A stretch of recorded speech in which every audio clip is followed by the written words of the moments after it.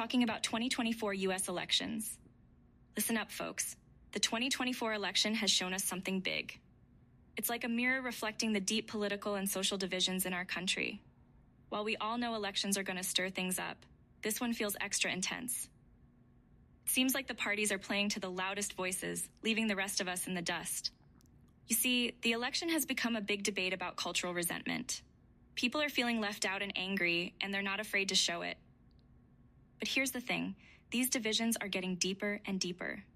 Political parties are just playing on these differences, instead of trying to bring us all together. Instead of focusing on real problems like income inequality and the loss of shared values, they're doubling down on divisive topics. And guess what? This is making it harder for us to find common ground and work together. Cultural identity is becoming more important than being a citizen of the same country. Now, I'm not saying we should ignore the needs of different groups, but we also can't ignore the needs of the majority. We need leaders who will listen to all of us and work together to find solutions. Political correctness can be a good thing, but it can also be a bit too cautious. We need leaders who are willing to speak their minds and take risks, even if it means offending someone.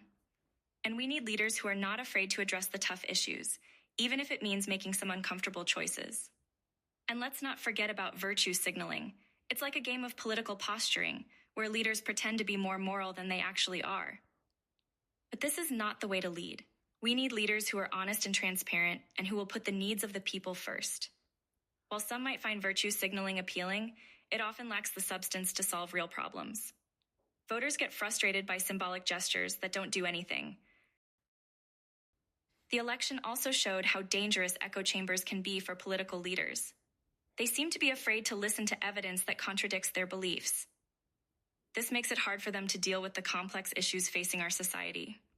When leaders don't think about different perspectives, the government can't do its job, and people's needs go unmet. Identity politics has become more important than common sense in making decisions. Instead of looking at complex problems from different angles, the government keeps dividing things up into simple categories based on race, gender, and other identity markers. This doesn't help us solve the real issues we face.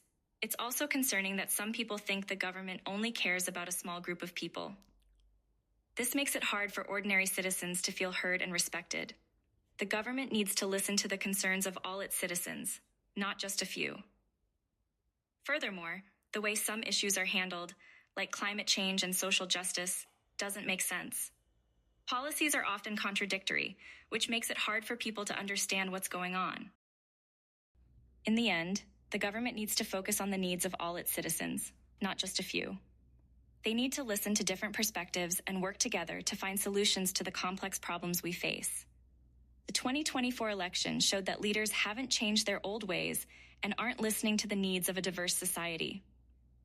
If political leaders don't change, America will stay divided, and the government will keep doing what's best for a few people while ignoring the needs of everyone else.